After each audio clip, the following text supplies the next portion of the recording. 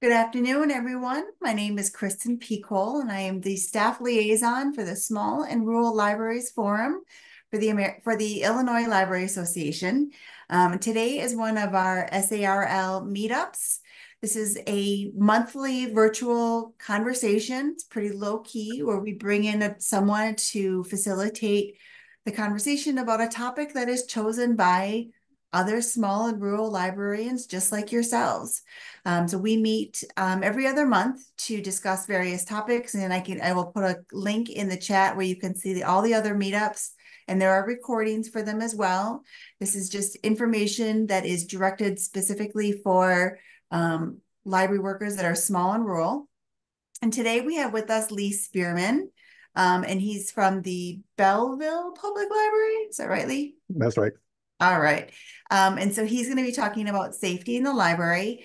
Belleville is just east of the East Metro area, and he'll explain some of his situations. And this is just an opportunity to ask questions, share your own experiences, get crowdsource input from other colleagues, and basically make this a place to talk about the experiences of safety in the library, which I know is a concern for many of us, as things have turned um, to a certain point in our society. So with that, I will pass it over to Lee.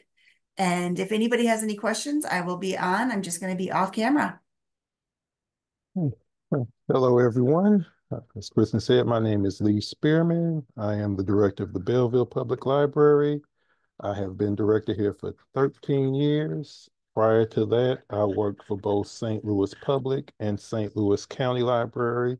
So I've been around quite a while. So I tried to make this presentation as general as possible. But if there's anything that I don't cover, feel free to ask questions. And with that, I am going to share my screen and we are going to get started. So first of all, can everyone see my screen? We sure can, Lee. Thanks. Oh, okay. So when we talk about safety in the library, I'm going to approach it from two aspects. First thing about safety in the library is first you have to have a safety and security mindset, and that is in relation to two specific areas. First, the safety and security of the people, and that is ensuring staff and patrons are safe while engaging in library activities. You also need to ensure the safety of your property, your books, your equipment, your building, your library assets. So I'm going to talk about both of these in my presentation today. So one of the first things, and this is something that I did here, is everyone remembers the plexiglass screens that we all put up during COVID to help distance ourselves from the public.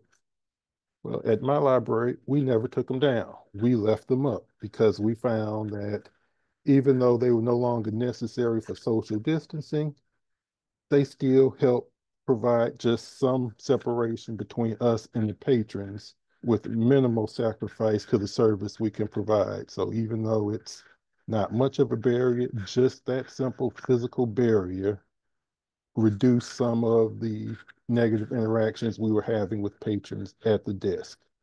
So if any of you still have your plexiglass screens up, you might want to consider leaving them up because they do provide some small level of security. Something else that we have here, and I'm sure many libraries do, security mirrors. You know, the libraries have many, many blind spots that we can't always see. So having these mirrors up where you can just, glance up and see who's in a particular area, is very useful in keeping an eye on people. And they're relatively inexpensive and fairly easy to install. So that's another option. Something I think every library building should have, regardless of the size, is an alarm system, both burglar and fire. Just protect the assets of the building. It can also help reduce your insurance costs by having an alarm system. So it can help you save money also. But some other advantages of having an alarm system with an alarm company is they may also be able to provide you with some additional security options. For example, security cameras. You may be able to contract with your alarm company to install cameras in your library. And I like to tell everybody they think cameras are security devices. Cameras aren't security devices. Cameras are investigation devices. Cameras are what you look at after something happened. They don't prevent things from happening. They just help you find out who did what when. Something else are panic buttons. Your security company may assist you with installing a panic button. And this is a good option for libraries who may not have a lot of funds. A panic button usually goes to the dispatch for the alarm company, and then they can dispatch the police. Some of the benefits of a panic button, you can push it very discreetly. No one knows what you're doing. Some of the drawbacks is when that alarm goes to the security company, they don't really know what emergency they're responding to. So depending on how they respond, their procedures for panic buttons, they may send one officer when he gets around to it. They may send everybody depending on how they respond. Something else that a lot of libraries use are two-way radios. Again, these are relatively inexpensive. You can get these off of Amazon, and you can have all the staff in your library with the two-way radio and an earpiece so that you can keep in contact with each other, let each other know if something's happening in a particular area of the library. Another benefit to these two-way radios is if you're in a situation that you can't talk, you can push the button on the radio so that even if you can't talk, everyone else can hear what's going on without you saying a word and possibly send help for you without you having to say a word. So that's another benefit. Something I have here at my library, and it may be an option for other libraries, is an actual police radio. I have a radio that actually goes directly to the police dispatch that the police provided to me at my library building. This allows me to get in contact with the police directly without going through the dispatch for my alarm company. So if I have a serious incident, I get on the radio. They've given me my own, code name for the radio, and I can have an immediate police response regardless of whatever else may be going on in the library. I can call them and they come immediately. So that may be an option for your community also. It's something you will need to talk to your local police department about. And there's no charge for that. They provide it for free for us. Something that may not be an option for smaller libraries, but then again, it may be, is actually having a contract security guard on staff. This is not something I currently have at my library, but it is something that I did at previous libraries. Where we actually contracted with security companies to provide physical security guards during certain times of the day, usually in the after school hours. Sometimes these security officers are just licensed security guards. Sometimes they're actually off-duty police officers, but they weren't employees of the library. They were contract workers who got paid a specific fee for certain hours. Switching to securing property, security gates. I know just about every library probably has some form of security gate in the library. One thing I notice about these security gates is they make people look twice at them. I don't know how many people have asked me if those are metal detectors. So that gives you, even though they aren't, people think they are, and it makes them think twice. So security gates not only provide security for your books, it can also psychologically help in securing you from keeping people from walking through them with things they shouldn't have because they think they're metal detectors. And I generally let them continue to think that. I generally don't tell them any different. Something that a lot of people may not have thought about when it comes to safety is your comfortable seating. Every library wants to have comfortable seating in the library, but have you given some thought into where that seating is placed in the library? Is the comfortable seating all over the place, or is it strategically placed in certain areas that you can monitor, in areas that you can have some control over? Because if you have comfortable seating, that's what people are going to gravitate. And you can kind of control where people gravitate by controlling where you place this comfortable seating in your library. So give some thought to where that seating is placed and can it be moved somewhere else that can be more easily monitored and control where people are. Likewise, the circulation desk. A lot of libraries like to have circulation desks in the middle of the floor where you got 360-degree access all around, like this circulation desk. I personally do not like this arrangement because it's very easy for someone to walk up behind you and you not know that they're there. So if you are doing a remodel or rearranging, give some thought to how your circulation desk is arranged. Do the patrons have 360-degree access to you at your circulation desk? Or is your circulation desk, you know, arranged someplace where you can kind of see someone coming from every direction? Also, what can you see from the circulation desk? Is it in a corner and you have limited view of the library, or is it situated somewhere where you can see pretty much the entire library from the circulation desk? Something else a lot of people don't think about is the orientation of your library stacks. Are your shelves arranged in such a way that they create a lot of blind spots that could be eliminated simply by changing the orientation of the shelving? So again, this may not be something a lot of libraries can easily do, but if you're getting ready to do a renovation or a remodel, think about the orientation of your shelving, how they're oriented. If you can eliminate some of your blind spots by simply turning the shelves a different way.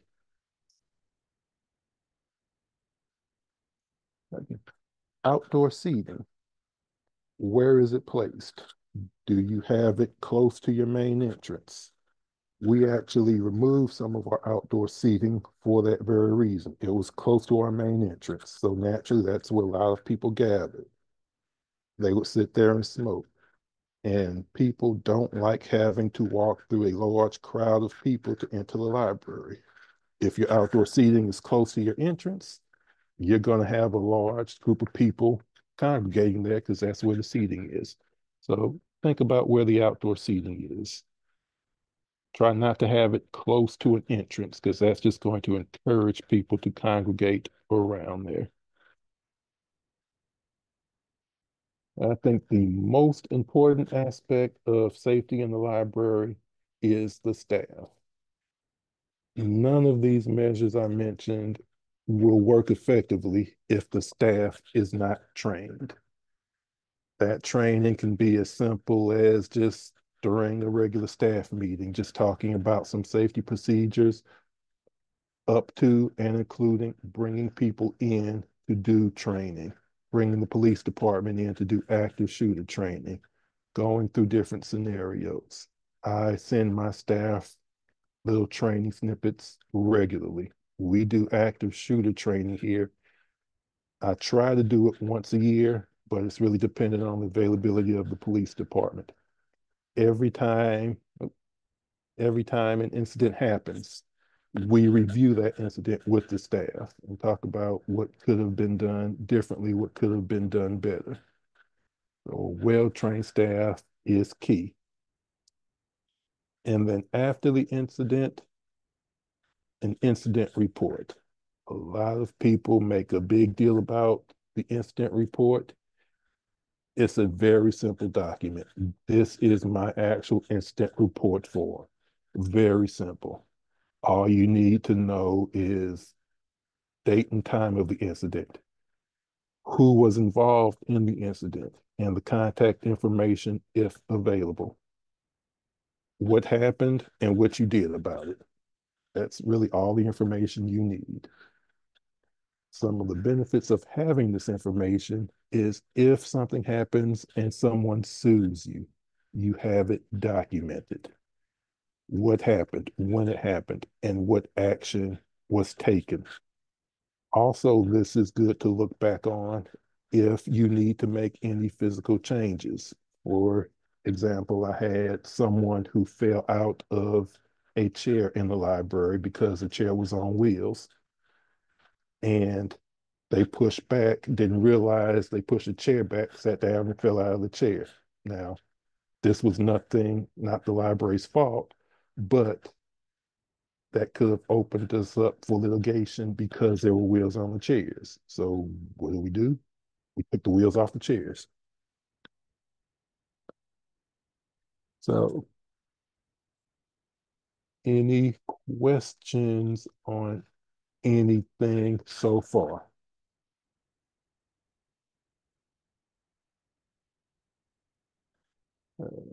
I just had a question about the chair incident because Yes. I need to buy new chairs for our computers. Um, and that was an interesting comment that you had about somebody falling backwards. Was it a kid? Was it an adult? Was No, it it was an adult, okay? and it was really, it could have happened to anybody. The chair had wheels, they stood up, and when you stand up out of a chair on wheels, it naturally pushes back.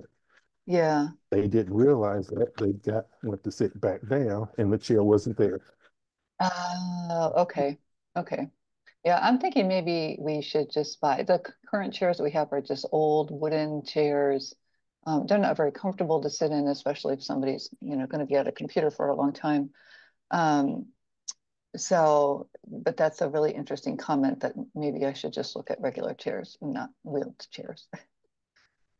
Yeah, I mean, I wouldn't tell you not to get something simply because of my incident, but that is something to consider. Yeah.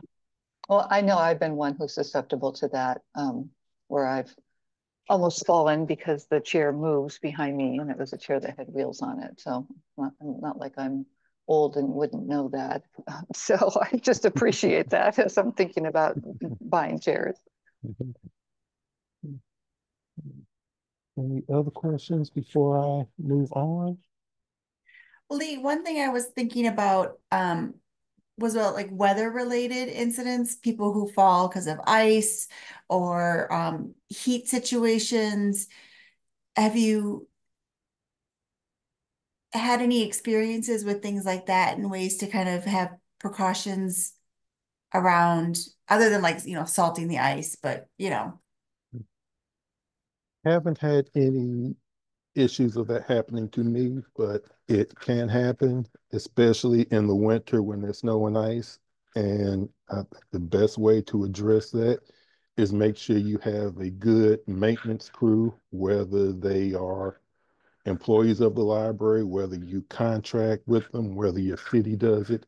Make sure you have a good maintenance crew that addresses, snow and ice promptly and properly with, removing the snow, salting in a timely manner, salting frequently if need be.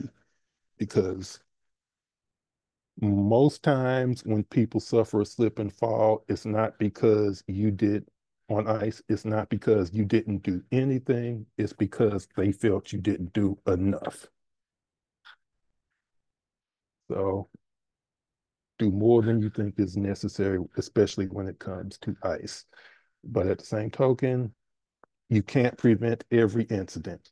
That's why it is important to document every incident that happens here, no matter how minor, we document because that will save you if something does happen, having it documented, not only what happened, but what you did about it after it happened, because that's what gets a lot of people in trouble. They document what happened, but they didn't go back and look to see if there was anything they could do to prevent it from happening again. I might get into trouble with lawsuits for neglect.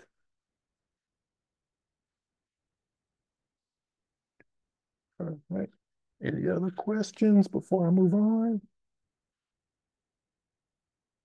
All right. I want to take a few minutes now to just talk about some of the things I have experienced personally in my work in libraries and suggestion about cameras. Yes, I will give you a suggestion about cameras shortly. So just give you a couple of examples of some of the incidents I have encountered in my work in libraries. As I said, I've been doing this for 30 years and I have seen a lot. And I will tell you, incidents do not care how big your library is, how small your library is. It can happen to anyone. So you need to be prepared for anything. And I am going to start with the worst case scenarios, everybody's worst nightmare, the active shooter situation. So I have not had an active shooter in the library, but I have had a situation of someone shooting outside of the library. And that happened just last year. Two individuals got into an argument in the parking lot. One pulled out a gun in the parking lot and started shooting at the other one. It literally happened right outside of my children's room. So how did my staff respond to that? And I also want to add, I was not at the library at the time, but my staff, because we trained on active shooter situations, handled it better than I could have imagined. First thing they did, and the first thing you need to control is not to panic.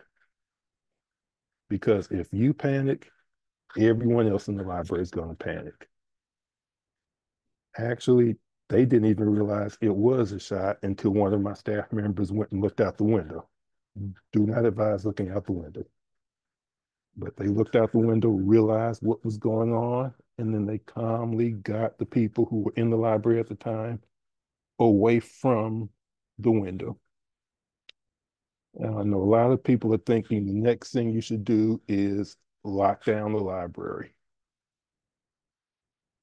They did not do that, and I'm kind of glad they didn't for two reasons.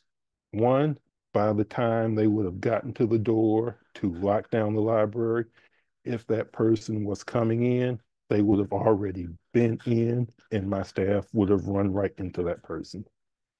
So I would say in that situation, do not try and lock the building down. Get people away from the situation and out of the building, if at all possible, into a safe area. Locking the doors down will likely put you in direct contact with the person you're trying to keep out as they're trying to come in. So I say, don't waste time locking doors, get out through another door. The other thing my staff did, again, I don't advise it, but they did it, and I'm kind of glad they did, is I have a two-story building. One of my staff looked out of the second-story building and started taking pictures of what was going on. So the staff knew what was going on. Again, I don't advise it, but they did it, and it actually worked out that it helped the police identify the person. And the third thing that helped is we have cameras.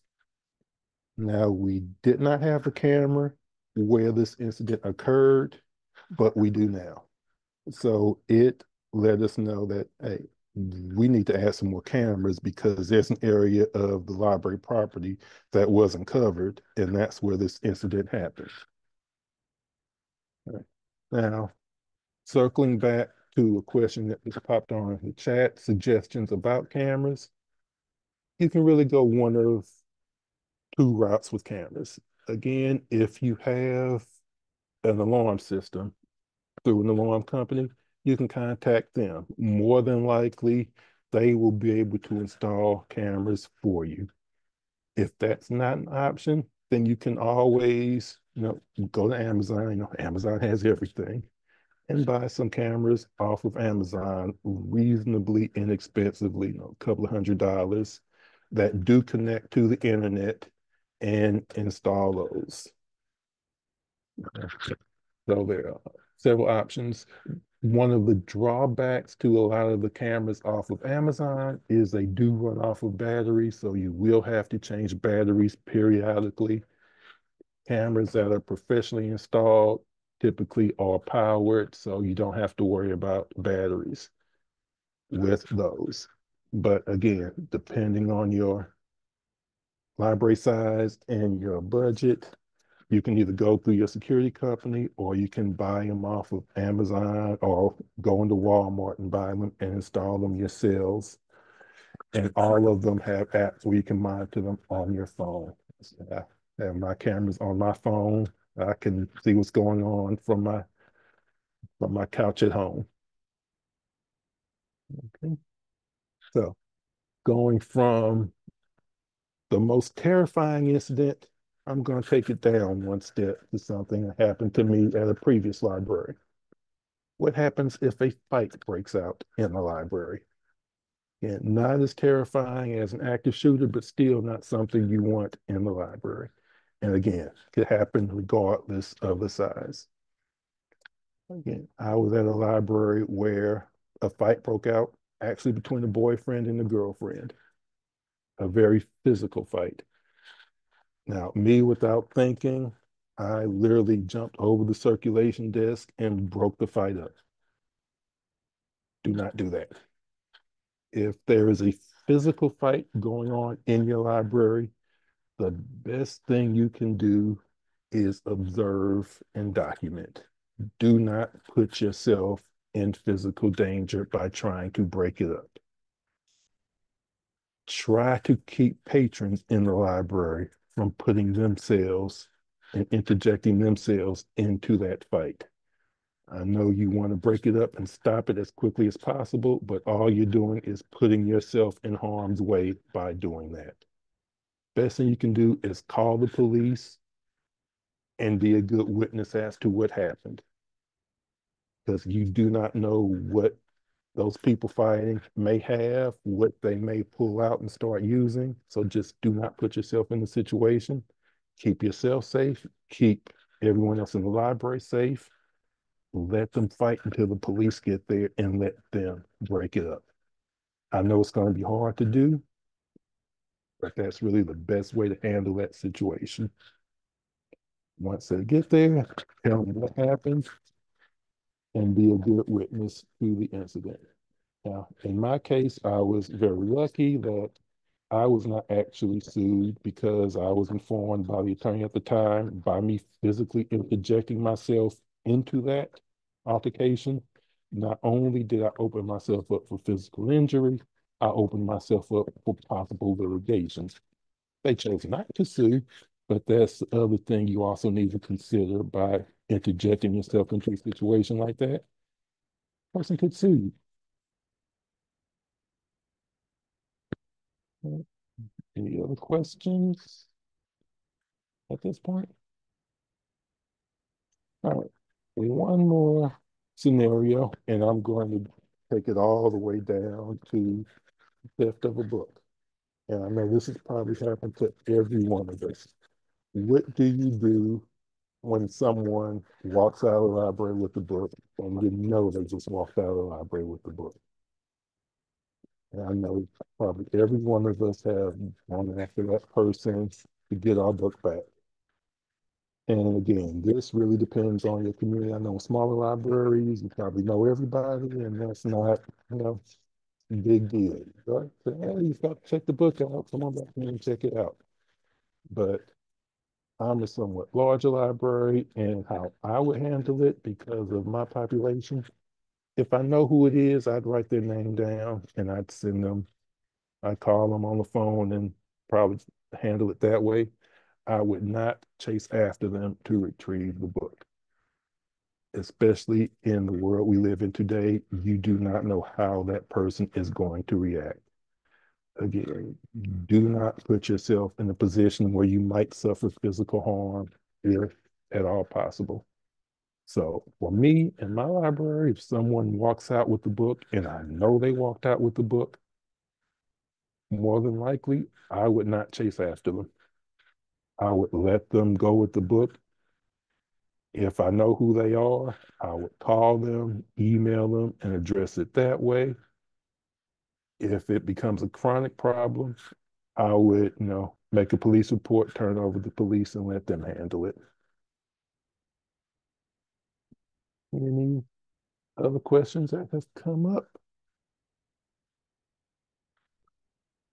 Let's see. The police will occasionally ask if we notice anything on the cameras due a certain time. We are in a neighborhood and there are thefts occurring.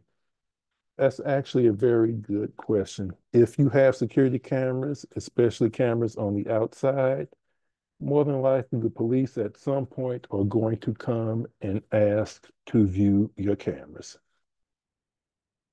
Now, I'm going to give you two responses to this answer. First, I'm going to give you the legal response. You are under no legal obligation to allow the police to view your security cameras without a court order.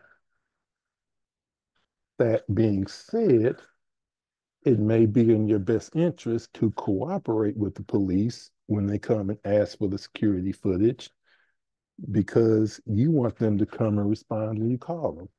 So, the one hand washes the other. If they're coming asking to view your footage to see something that may have happened around your library, no, you're not legally required to do it without a court order, but why not?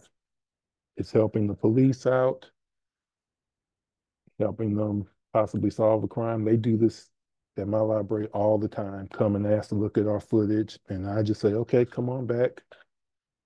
You can look at it. There have actually been times where I have allowed the police to actually have the login so that they can view my cameras on their own. But, yeah, not legally required to, but it's the police. Now, if a member of the public were to come and ask to view our camera footage, that answer is always no without a court order or Freedom of Information Act request. So I would never allow a member of the public to view the camera footage without going through the proper channels. But the police, I do. Again, that's the choice you would have to make for you and your community.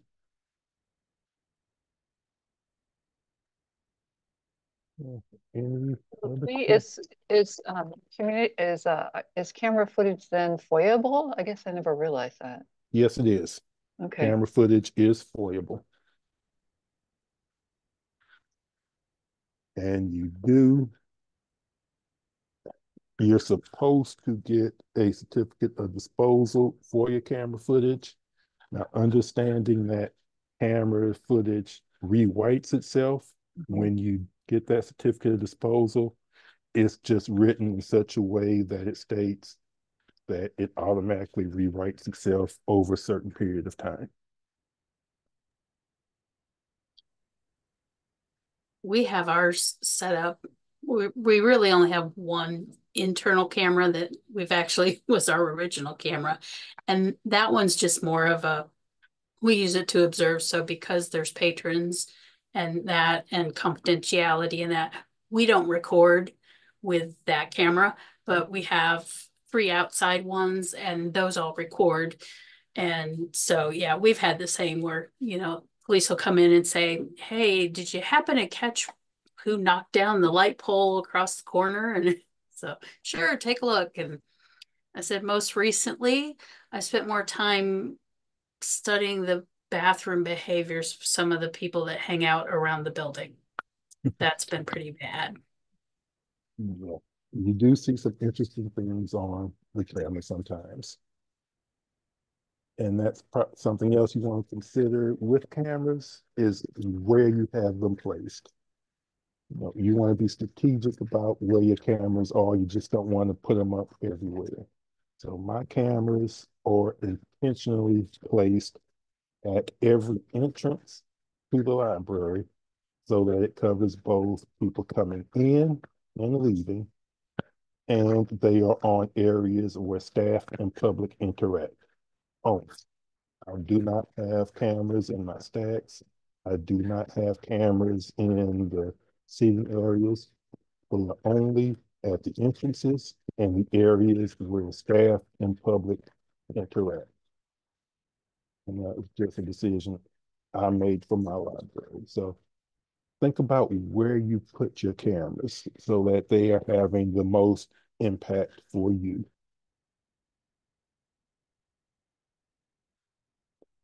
Let me start. Any other questions? Okay. Oh, and I see another comment that actually reminded me of another point with cameras. If any of you have security cameras that have monitors where you can actually see the camera footage. I know a lot of libraries like to have that visible so everybody can see it. I do not suggest doing that.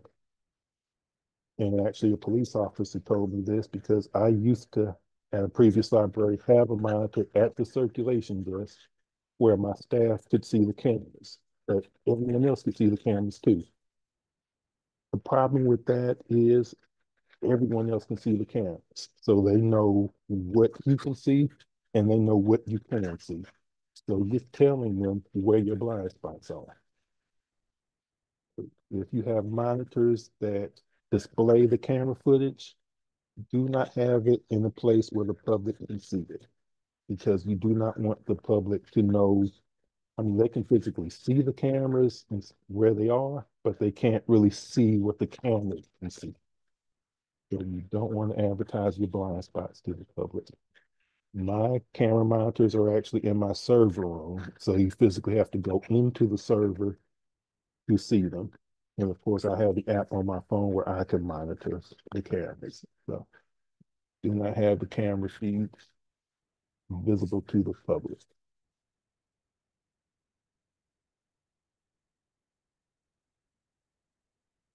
Any other questions before I dive into my final portion of this? And then I'll open it up for more questions. Okay. Okay. Well, the final thing I want to talk about is just the safety and security mindset in general. I started this out by saying, safety and security in the library really is a mindset. And I really want to stress that it is a mindset. You really have to think about safety and security. It has to be a deliberate, conscious thought and effort. You can't just come in and put up some cameras and say, we're safe. You actually have to put some thought into what you're doing, why you're doing it, what activities and behavior are you trying to stop, correct, address. And again, that starts with your staff, especially the staff who interact with the public. They need to be a part of any safety and security plan that you implement in the library. Because if something happens, it's going to happen to them first. So they need to be a part of the solution and the prevention of that problem. Simple things like, the height of the computer monitor. Any physical barrier that you can put between your staff and the public that doesn't diminish the service that they offer could add to their security. So if the monitor is too low and it's easy for a person to reach across the desk and get to a staff member, that's a problem. And I've been at libraries where patrons have reached across the desk trying to get to a staff member. So something as simple as just raising the monitor up just a little bit higher so that there is a visible physical barrier between the staff and the patrons. can help deter some of that behavior. Training the staff how to respond to different situations. I tell my staff, to as public servants, we have to take a certain level of abuse. If people are going to yell at us, we have to take it. People are going to get mad, we have to take it. But I always tell them to a point. We don't have to stand there and let people abuse us all day, every day. But if someone is just venting, let them vent. But as soon as it crosses the line, and that line is going to be different for everyone. Then it goes from, okay, this patron is just having a bad day, to, okay, this patron is a potential threat.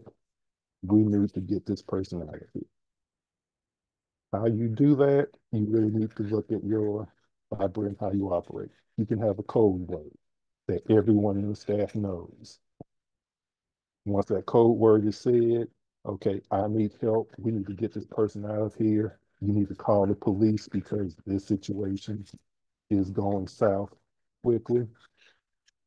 And other staff need to be aware. If there's an argument going on between a staff member and a member of the public, and another staff member notices it, something as simple as just coming over and standing behind the staff member. So now there's two people there instead of one. Something that simple can start to de-escalate a situation because now this person isn't having a one-on-one conversation. Now they're talking to two people. Now, other things to consider is if the situation does become physical, something I tell my staff all the time. If a patron crosses an imaginary line on the circulation desk, if they leave their space and come into your space, then all bets are off. You have my permission to do whatever is necessary to end that situation. So if a patron comes across the desk, my staff know they can do whatever they need to do, up to and including physically, to end that threat. And that's something that people have to be trained to do.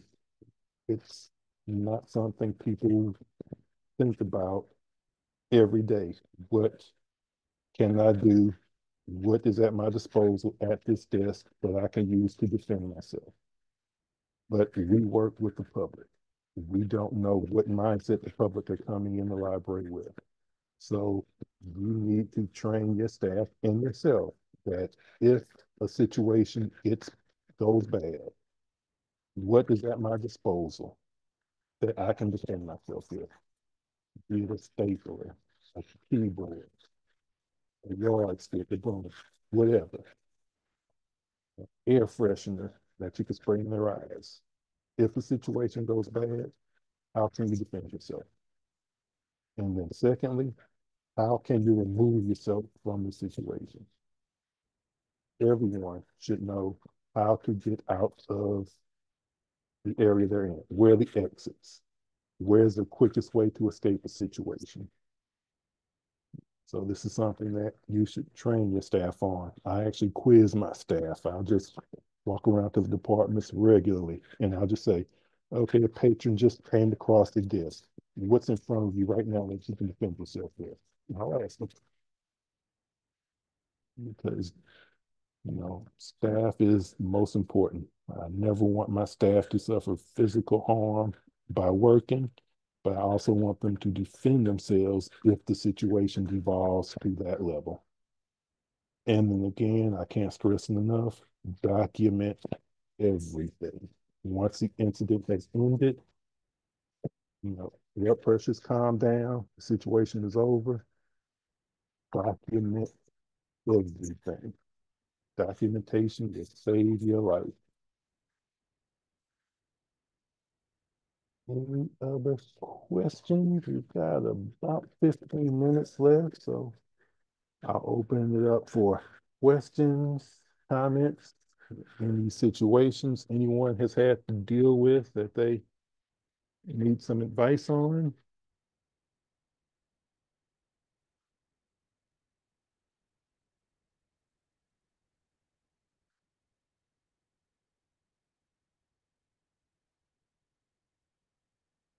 You can either come off mute or you can put it in the chat.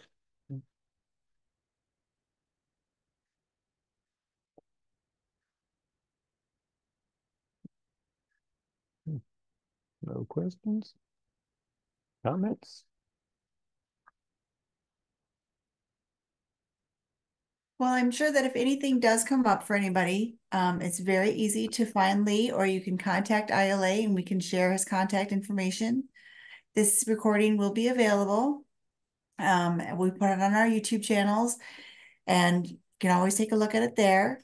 And I hope that this had some really good, helpful insight. Lee, really appreciate how much you prioritize your staff and their well-being and making sure that they know that um, they have your support and that they can take care of themselves and the community and their library. So Yeah.